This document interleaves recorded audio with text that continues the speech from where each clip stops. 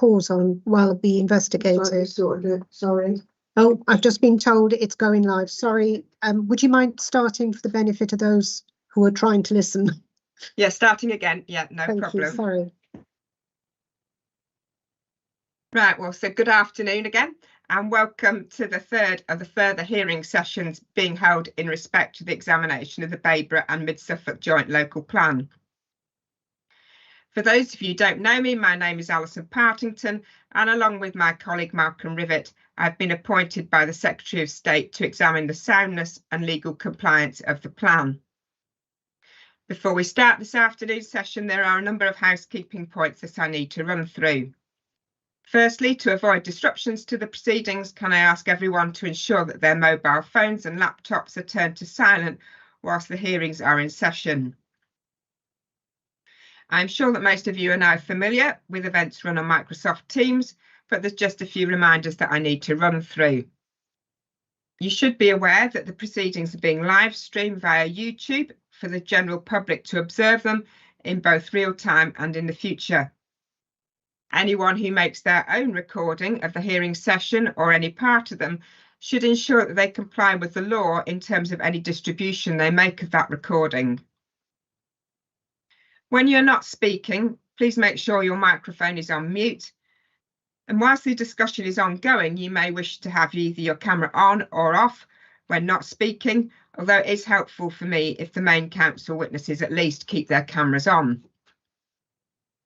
If you'd like to contribute to the discussion, please use the raised hand facility. When I invite you to speak, remember to unmute your microphone, and if possible, and if it's not on, put your camera on, remembering to mute yourself afterwards and take down the raised hand. Please make your contributions brief, focused and relevant to the question that I ask. If necessary, we'll take a short break mid-afternoon and we'll be finished by around 4 p.m. at the very latest. Before we start the discussion, I think it would be helpful if I just remind people how we reached this point in the examination. Most people here will recall that the hearing sessions into the plan were held in the autumn of 2021. As a result of those, we wrote to the Council setting out our significant concerns about the robustness of the housing site selection process and the related spatial strategy. To address this, we suggested modifying the plan to become a Part 1 plan, deleting from it the housing site allocations and the spatial strategy to become matters to be addressed in a subsequent Part 2 plan. We also indicated that in the light of the written evidence and relevant hearing discussions, a range of other modifications to various aspects of the plan were necessary. The Council subsequently prepared and considered through a sustainability appraisal and habitat regulations assessment the necessary main modifications to the plan, and these modifications were the subject of public consultation earlier this year. In relation to the majority of the proposed main modifications, we are satisfied that there is no need for further discussion at hearings, and we will consider the consultation comments on a written representation basis. However, we considered that further discussion would be helpful for us on 4 specific matters that are subject of these further hearing sessions this week. We wish to emphasise that we will only be discussing these specific matters and the main modifications which relate to them. Excuse me. The format of the session is a structured discussion which I shall lead, focusing on the points set out in the previously circulated agenda. All previously submitted written evidence is to be taken as read and need not be repeated at length. In a moment, I'll ask everyone to introduce themselves, but before I do so, does anyone have any questions on procedural matters?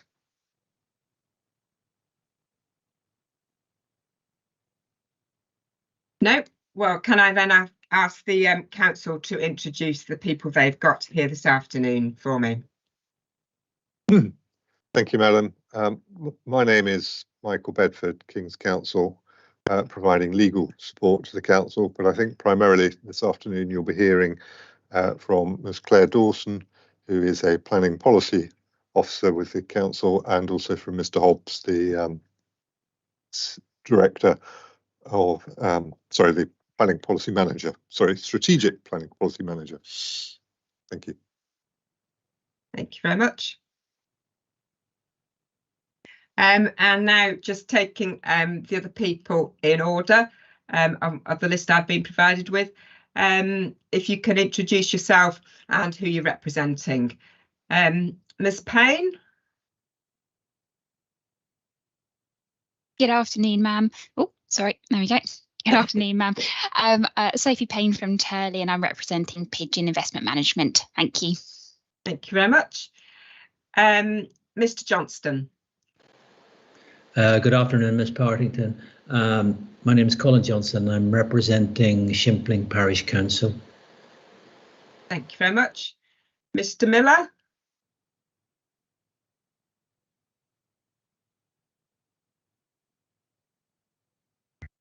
Hello. Hello, Yeah. Mr. Miller. I'm Nick Miller and I'm representing the Sudbury area Green Belt Group. Thank you very much. And then I've got a range of people who are here, I think, for Taylor Wimpey. If they can introduce themselves, I'd be grateful. Good afternoon. Yes, Louis Harris here from Taylor Wimpey. Thank you very much. Good afternoon, madam. My name is Jamie Martin Edwards, James Bailey, and Suzanne Nugent representing James Bailey Planning for Taylor Wimpey. Thank you. Thank you. Hi, good afternoon. My name's Mark Edgerley. I work for Boyer and we're also representing Taylor Wimpey this afternoon. Thank you. Thank you very much. I think that's everyone. There's no one else who hasn't been introduced, is there? No, that's great. Thanks very much. So just as a start to this discussion, I thought it would be helpful to set out the context. So the former policy LP30 was removed in the main modifications, as we considered that there was inadequate justification for the designated open spaces and quite a few errors within them. It was recognised that further work would be required, and in advance of this, that the protection of open space would then form part of what was LP31, now LP28. And so the supporting text and the policy wording of that policy has been altered accordingly. Turning to then the first item on the agenda, which looks at the clarity and effectiveness of the wording of Part 1D of the policy. And I know that Taylor Wimpey and their various representatives have a number of concerns regarding the wording of this part of the policy, in particular how a developer will know what provision is required, how it will be determined if it's more appropriate to improve existing open space rather than on-site provision, and also the interaction with SIL payments. So I'd like to take each one of these in turn, and then I don't know who wants to particularly start off answering the questions, but firstly, in terms of knowing how much open space will be required, I wondered if one of the representatives for Taylor Wimpey could explain why the open space assessment and the interactive web page doesn't provide sufficient guidance in this respect.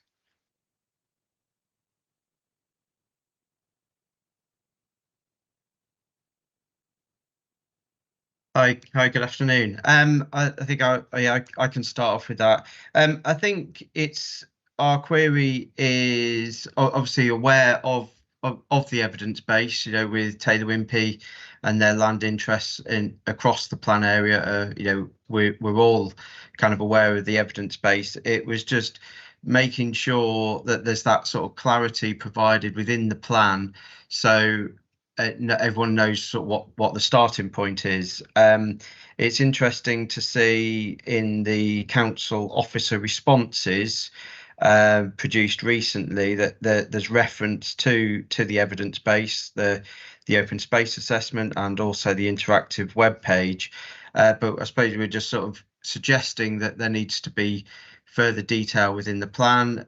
Does that need to be within the supporting policy, the supporting text to the policy, just to provide that kind of added justification ultimately? So, Mr. I mean, is what you suggest, if that kind of was put into the supporting text, would that alleviate your concerns, just the reference to the open space assessment and the interactive web page? Is that what you're indicating? I think it would certainly help, yes. You know, having that kind of clarity, you know, there's various references throughout the rest of the plan where there is that sort of signposting to various evidence-based documents. You know, it obviously currently sort of reads the most recent open space assessment and things like that. You know, it's just to provide that sort of clarity as that starting point. You know, we're unsure around the council's timetables for updating, you know, various bits of evidence. We heard yesterday how they'd sort of committed to updating, but there wasn't much sort of indication around what that evidence base is, what has been committed. But at least if there's greater references within the plan and the supporting text to these policies, you know, that Taylor Wimpey and local communities and everyone and officers involved would obviously be aware of that kind of starting point. Thank you. Before I come to the council, is there anyone else who wants to say anything about that point particularly? Mr. Miller?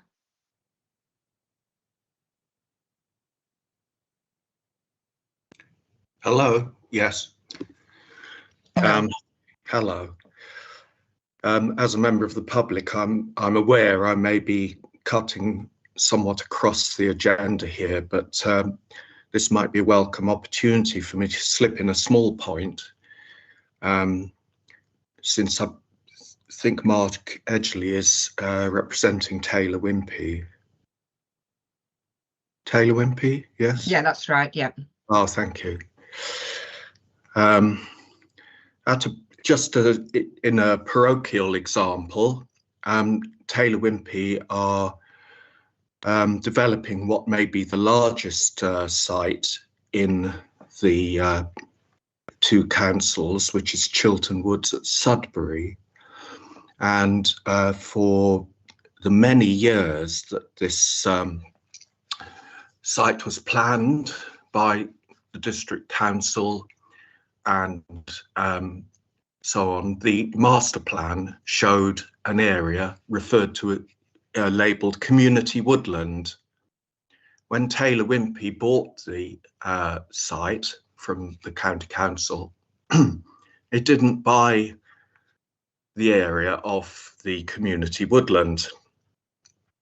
Babers say they have no resources to develop the community woodland, and therefore it could be argued that Chiltern Woods is in its planning applications is in contravention of the master plan. I don't know how I can enlarge that point particularly, but I just felt I would mention it as an example of where the amount of open space is not the amount of open space that was promised. Thank you. It's not a criticism of Taylor Wimpey, but it may be relevant to Mark Edgley's point. Thank you, Mr. Henry. I mean, obviously, I can't, in terms of discussing the main modification, I can't get into details of of planning applications that have already taken No, place. I'm not requesting that. I'm merely pointing out that it's an example of a development that won't have the promised amount of open space, not through Taylor Wimpey's fault, but because the allocation of local space made by the district council isn't subsequently regarded as any obligation on the district council to carry out that promise. Right, thank you. So in terms of the potential changing of the supporting text that Mr. Edgley suggested, does the council have any views on that, and whether that would be a reasonable change that they would be prepared to make? Madam, paragraph 16.05 of the main modification supporting text already refers to the intention to provide an SPD to give further clarification and guidance on open space design, provision and functionality. And I think we see that as being probably the best vehicle to provide the further detail. But that said, I don't think we'd have a particular problem with referring to the current evidence base as it currently exists. It's obviously the open space study that's referred to in H47. I think there's also a playing pitch assessment. So we could add that information. It's just that it's likely to be overtaken by the more up-to-date SPD as that comes forward. Yeah, I note that. I mean, it could be helpful potentially in advance of the SPD. I mean, yeah. I'm not sure what the time scale is on the SPD, but if there's a bit of a lag between the plan being adopted and the SPD being adopted, then it, potentially, it could explain that, I presume, in terms of, that in advance of that. Yeah, I say I don't think we would have a problem with it. I think we just need to reflect on the language to make it clear, in a sense that we're not trying to freeze it to those documents, because obviously they are themselves living documents and things may replace them. So I think we just need to reflect on what language would be the best way of describing that.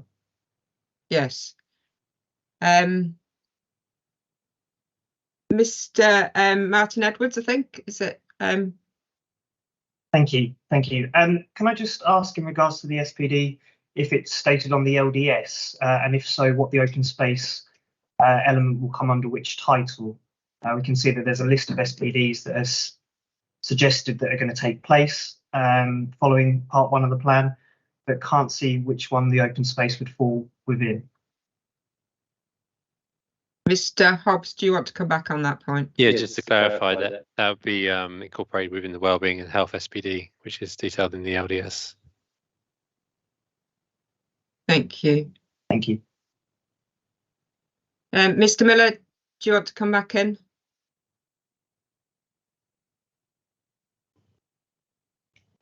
Not on that specific point, thank you, but I would ideally like to comment on whether the council's plan conforms with the NPPF, and whether the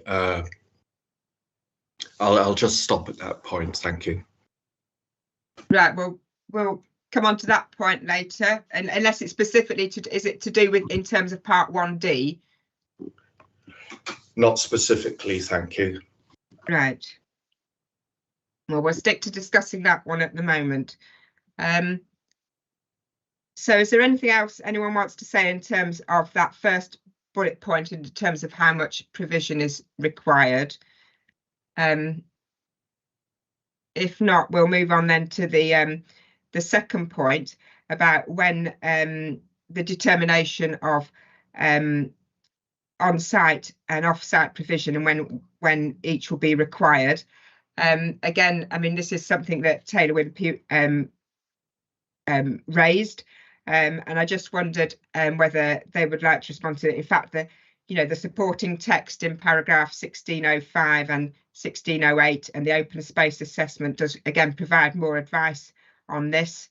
And I just wondered if you could outline why you consider this isn't sufficient and what changes you might want to see made to the plan. Someone could answer that one.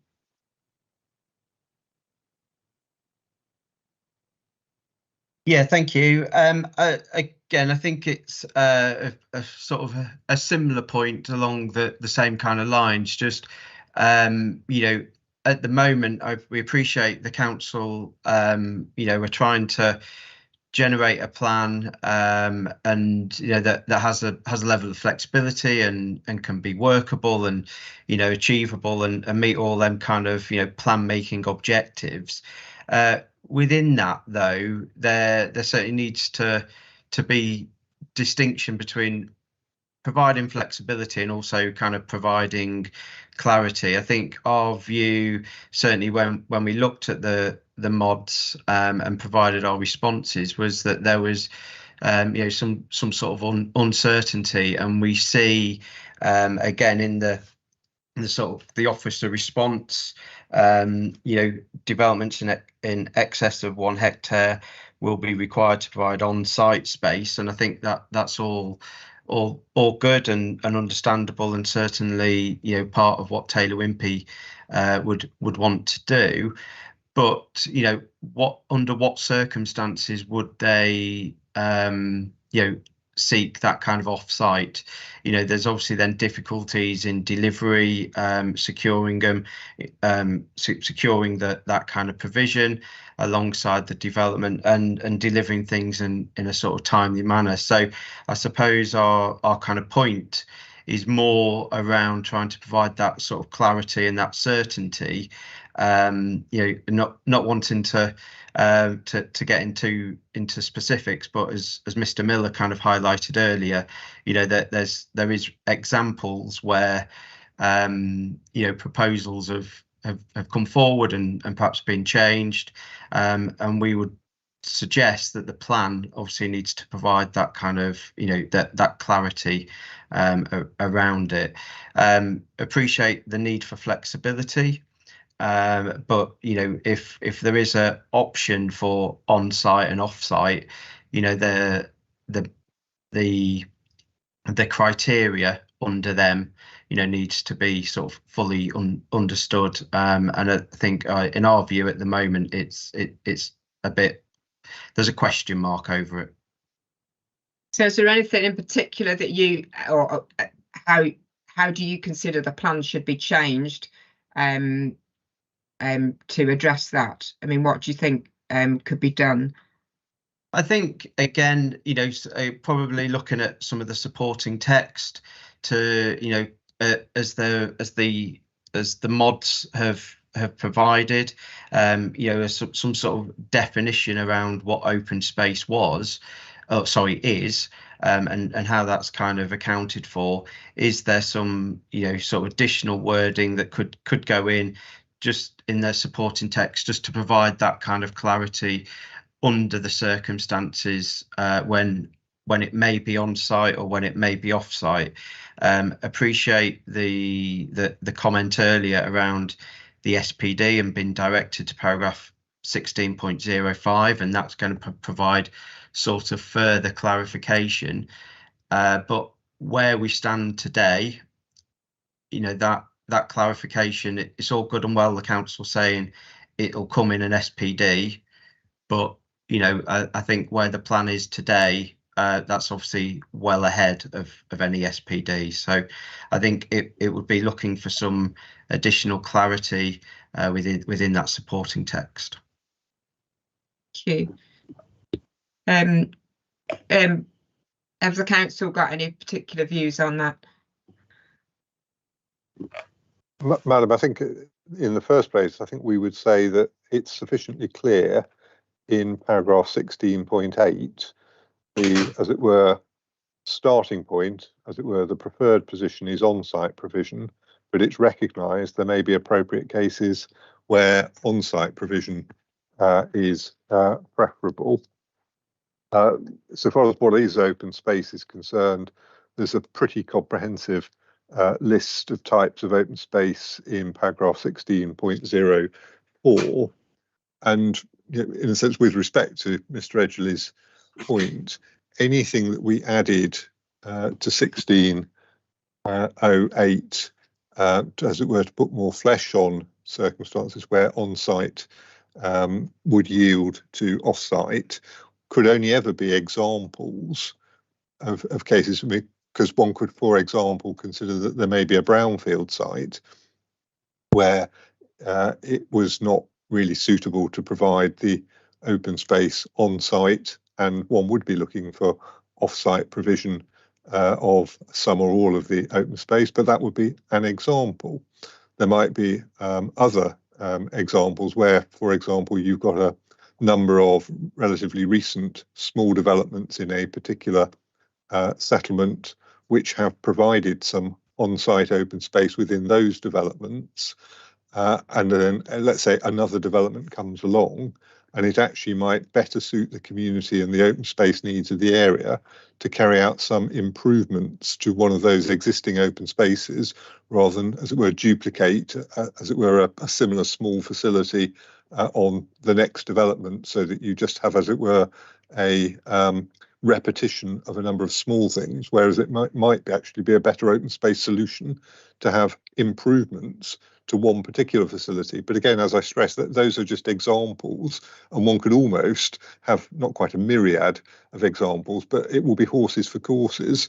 They're much better judged as site-specific assessments in the context of individual circumstances, which is why we don't really think it would be terribly helpful to try to list that type of sort of like permutation in the supporting text, because it could never be categoric, and so it would only ever, let's say, illustrate possible examples, and there may be others.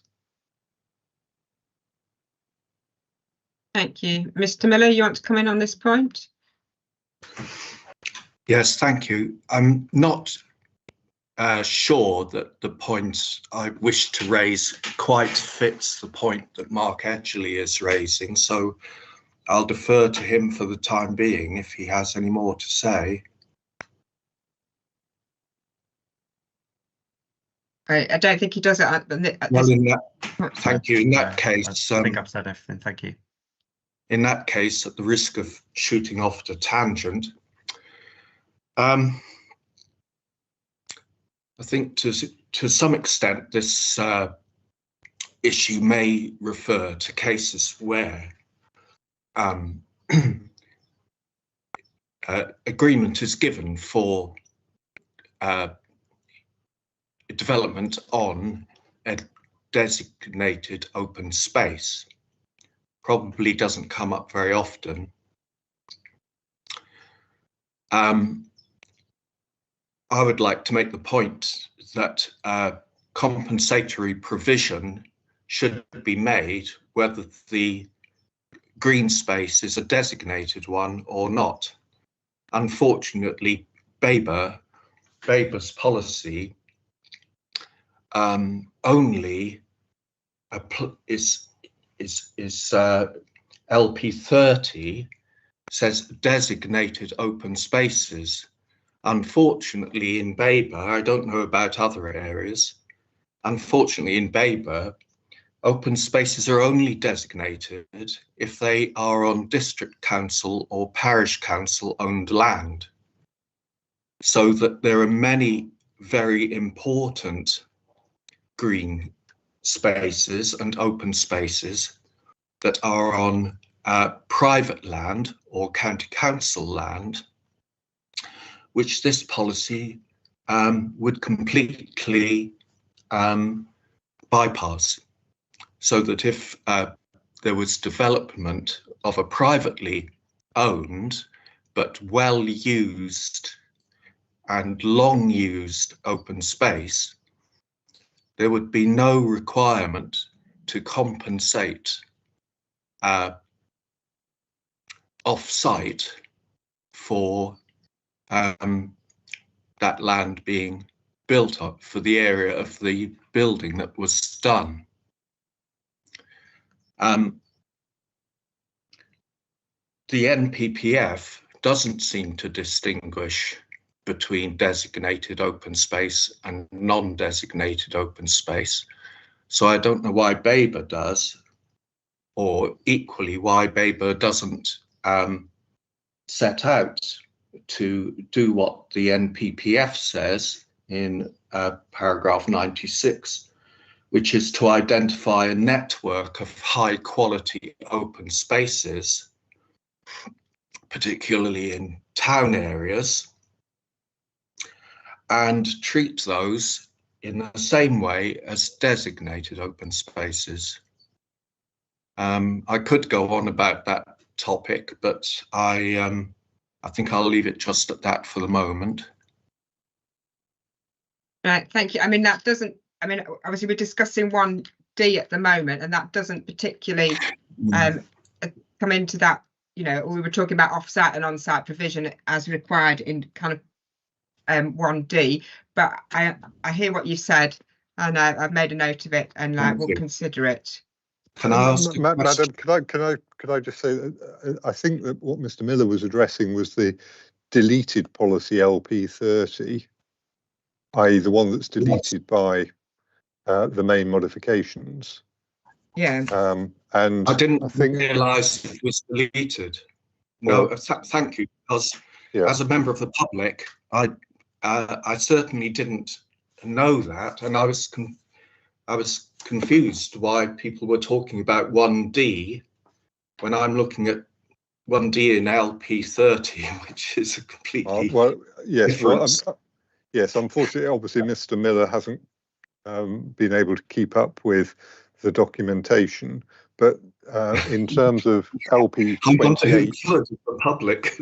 Yeah, in terms of LP28, which was the subject, obviously, of the public consultation on the main modifications, the policy has been recast, as it were, quite significantly from the old LP30, which is again proposed to be deleted in the main modifications, and the wording in relation to dealing with loss of services and facilities, which is now in item 2 of the policy, which obviously is not this agenda item, but it doesn't refer to designated open spaces, in a sense, primarily as a response to the concerns that Madam Yu and Mr. Rivet had about the process of identifying designated open spaces. So there's been a change of, as it were, tack completely.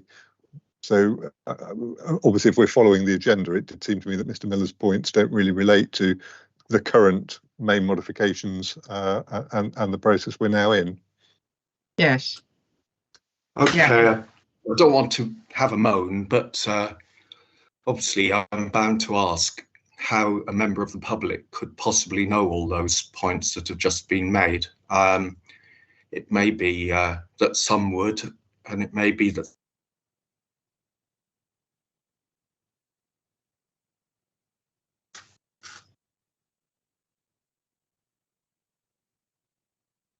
So I think you just froze there, Mr. Miller. No, that's my point. That's my point, that I feel at a great disadvantage because I don't see how I could have known the points that have just been made by Mr. Bedford, and so I feel as a member of the public, I'm here at a disadvantage, and it leaves me quite unsure what points to make about what points, but I'll no doubt come in as I think I should. Thank you very much. Goodbye. That's all for now. Right, yeah, thank you, Mr. Miller. Madam, I mean, I appreciate one doesn't want to prolong these things, but we on the part of the council do feel that it needs to be said publicly, as it were, that the public consultation process on the main modifications set out in the schedule of those modifications by using what I think is the wholly conventional and well-established form of text which was struck out, i.e. with a line through it, and then new text, which was underlined. And if you look at that document, which was the subject of a extensive period of public consultation that was provided on the website and other forums, that made it very clear that LP 30 of the Regulation 19 plan, the text of that was struck out, and that the new text that was proposed in the main modification was identified in the schedule as LP 28. And we think that was as clear as it needed to be. Obviously, one always sympathises with anybody who has not managed to grasp the process, and certainly plan making is something of a complex process, which can be sometimes difficult to navigate, but we don't accept that in this particular instance that criticism really applies, because we think that the documentation was certainly clear enough to make that point clear. Thank you for that clarification. Mr. Johnson, you want to come in on? It's just a very quick one, really. I wonder if Mr. Bedford could just remind me of what the title for LP 28 now is, please.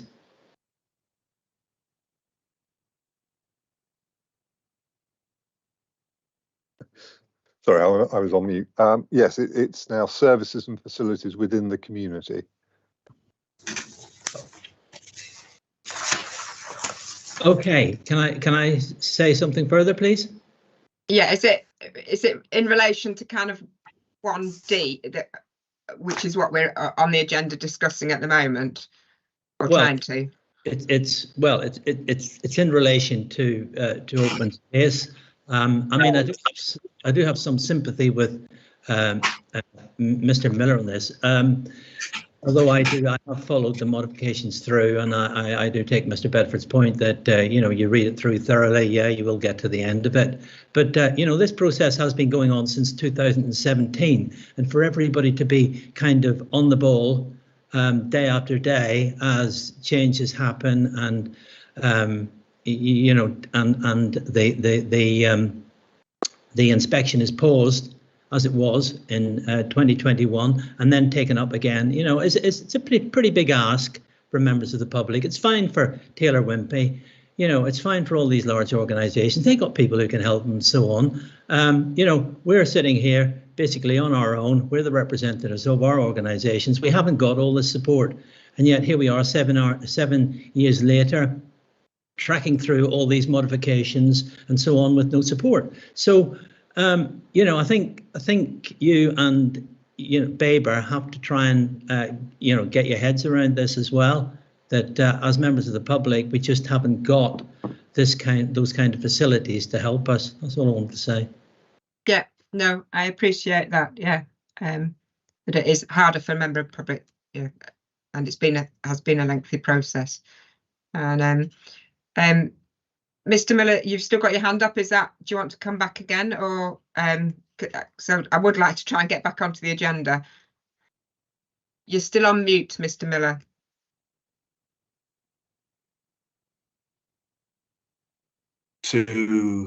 Coming back to Mr. Bedford, just very, very briefly. Yes, Mr. Bedford, please don't think that I didn't see those crossed out lines and so on, because I did, but I could not, I obviously have not been able to follow through all the numbering such that I'm exactly sure and I don't have to hand the exact document you refer to. I have read it, so I am not complaining about Baber, but I don't want to be portrayed as someone who isn't really literate. Thank you.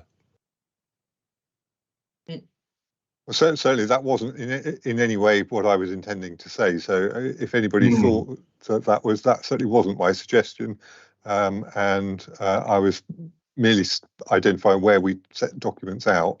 But I do entirely recognise the point that the process is no doubt easier for, as it were, professionals than it may be for non-professionals. Entirely accept that. Thank you. If we can return to the agenda then, and particularly looking at the final bullet point of part 1, which looks at the concern of Taylor Wimpey of whether there's an overlap with SIL payments. And I just wondered if they could explain to me how they consider or the policy or the text should be changed to address this concern that they have.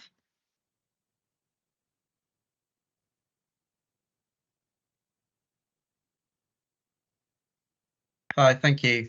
And again, I think what we are certainly seeing on some of the application sites that Taylor Wimpey have got across the area is there's obviously the SIL charges which are in place and understood, and then obviously the requirement under sort of section 106s and contributions, but it's just to understand and through these revisions to the policy to make sure that them contributions that come through section 106 are reasonable, and there's more clarity over sort of how they're identified, and making sure they're justified and effective and ultimately kind of robust in terms of council calculations. We are seeing what appears as though calculations or requests for contributions are coming forward, and that when we explore or ask around the sort of justification for them, it sometimes is difficult to understand where that comes from. Appreciate that some of that may well be forthcoming in a kind of future SPD, but again, not wanting to repeat myself, the sort of delay that may be inevitable from the plan as we see it today to then through to adoption to then the publication of an SPD which provides the kind of clarity. We think in this stage of the local plan there needs to be a greater sort of certainty over the level of section 106 that may or may not be required under the sort of services and facilities within the community. Thank you. Could the council, I mean, do they envisage the SPD covering that, and how do you consider it should be addressed in the gap between the plan and the SPD being adopted? I think I'll probably bring in Mr. Hobbs on maybe in matters of detail, but essentially this isn't really, with respect to Mr. Edgley, an LP 28 point. This is LP 32, which deals with developer contributions and planning obligations. And we think that policy is perfectly clear. Obviously, open space provision on an individual site may be the subject of section 106 provisions, and SIL may be payable for developments that take place in the council's area. But that's all pretty conventional.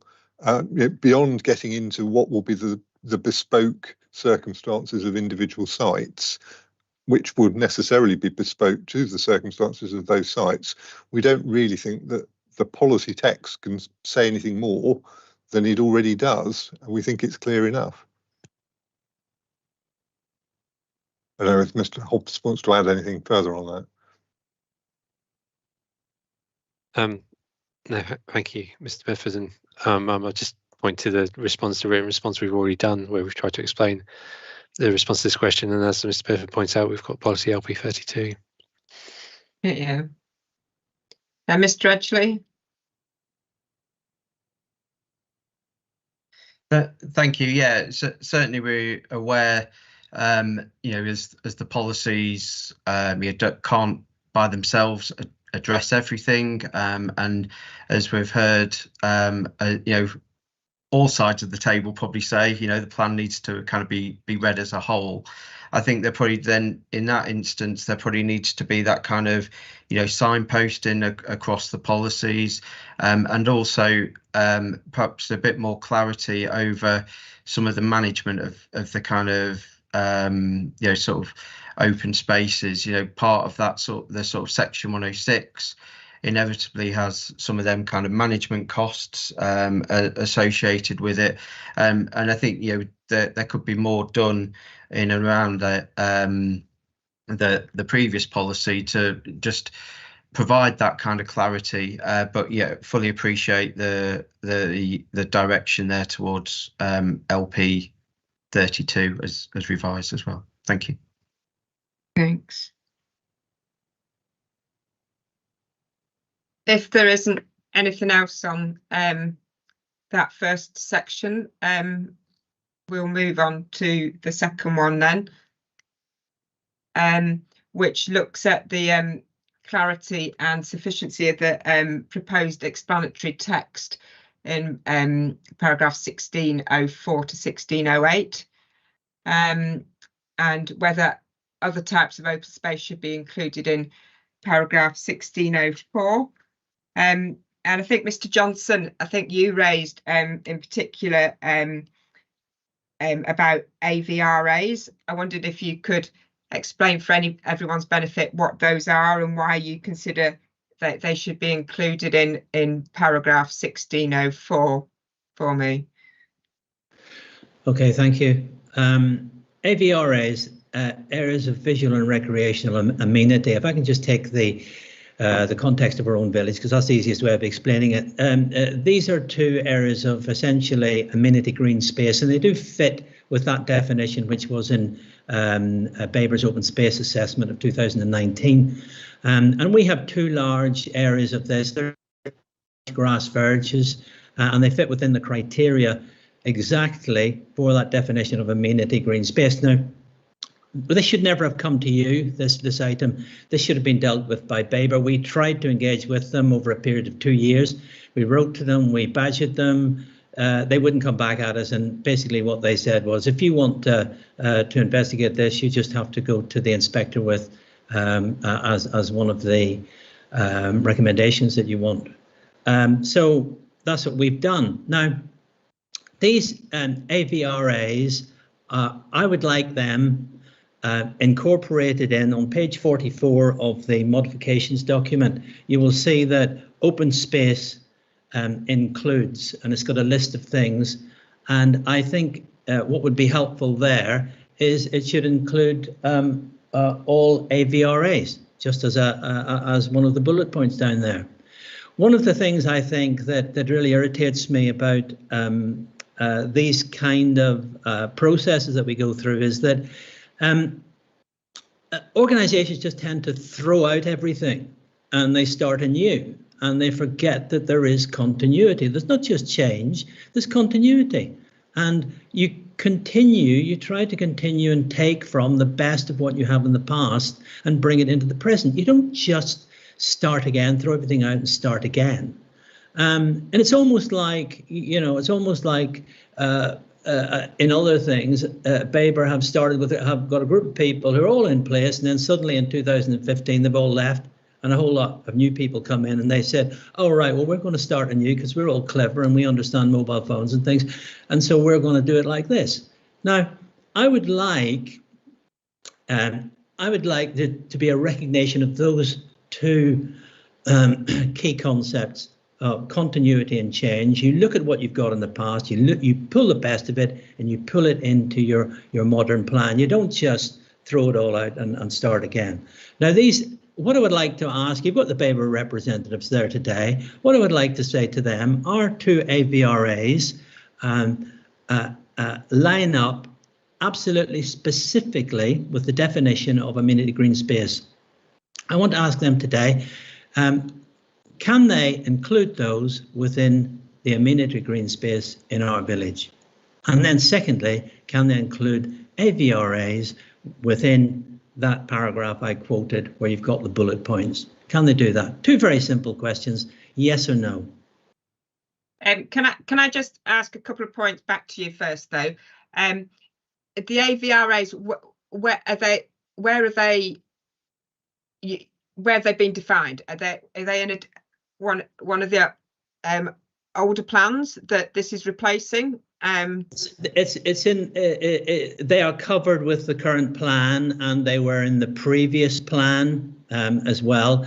And when you look through our, I've read all the logbooks of the village. They're held in very high esteem within the village, and they're two areas that we maintain in the sense that we cut the grass.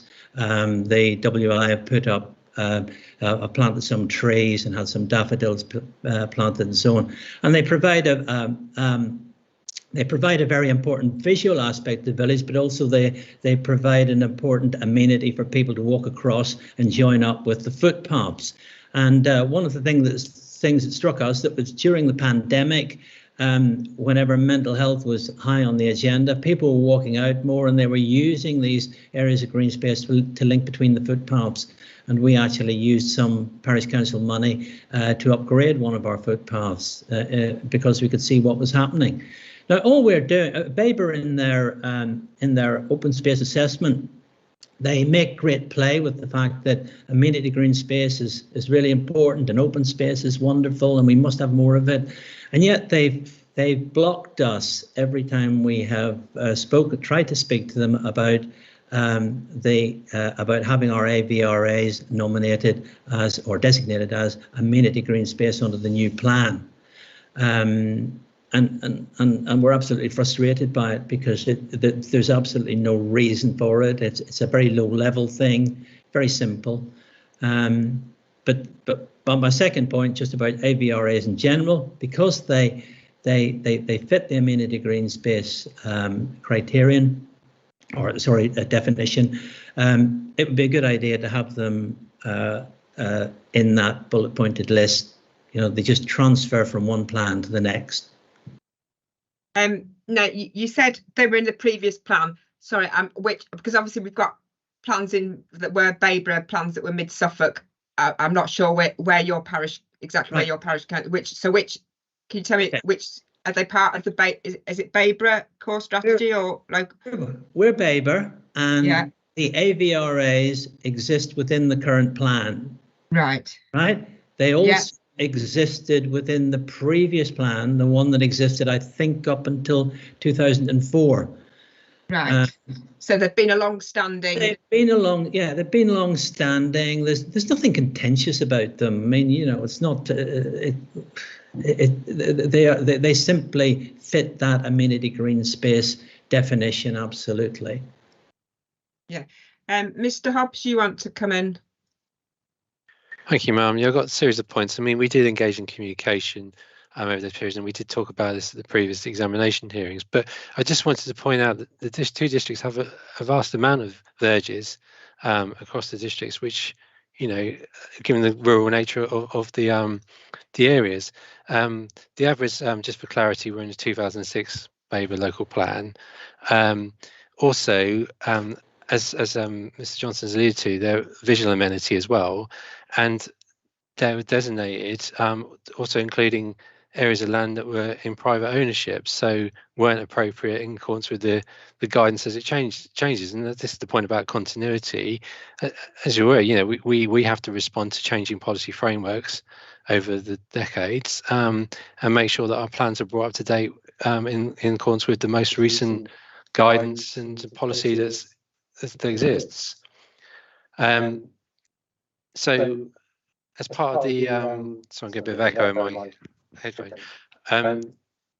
As part of the open space assessment work we're doing for the Part 2 local plan, public realm colleagues have been visiting all the sites. I myself have been through Shimpling a number of times, and we do not consider that they meet the requirement of the amenity green spaces. In particular, we're looking at sites of over 0.15 of a hectare.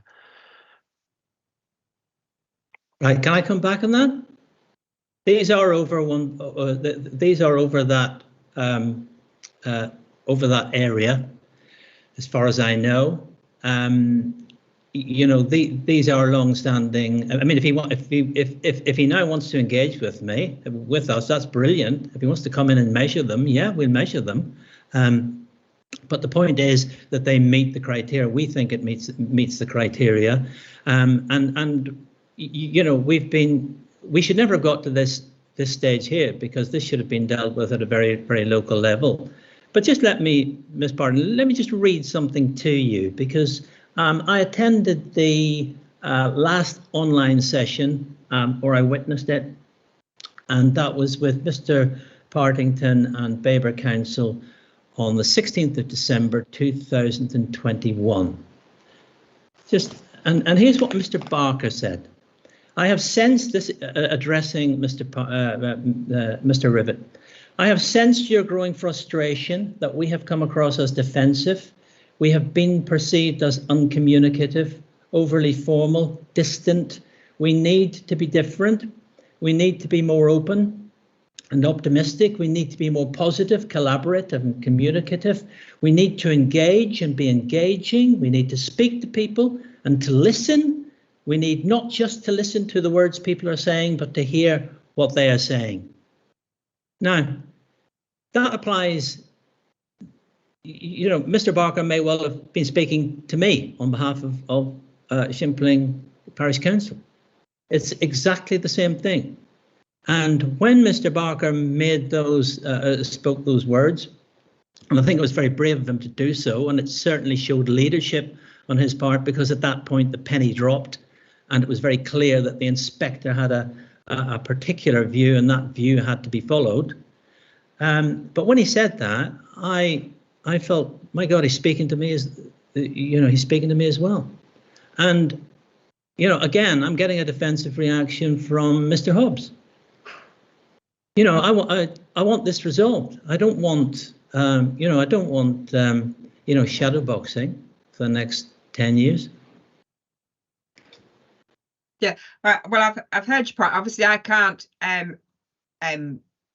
It's not my role here, and in this session to really sort out the communication issues potentially between the council and the parish councils.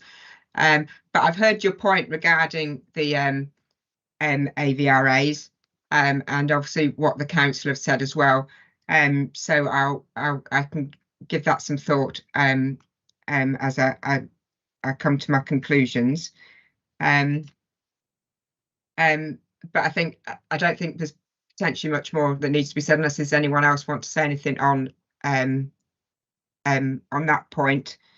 I just wanted to raise about the suggested change of wording that was put forward in the council's hearing statement about enabling development. And just wondered whether anyone had any comments on that suggested wording.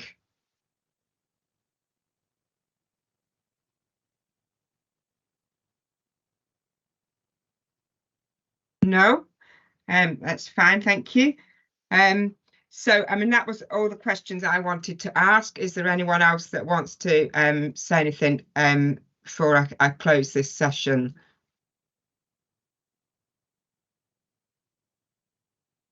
No, well, thank you all very much for your contributions. They've all been very helpful. Thank you very much, and goodbye.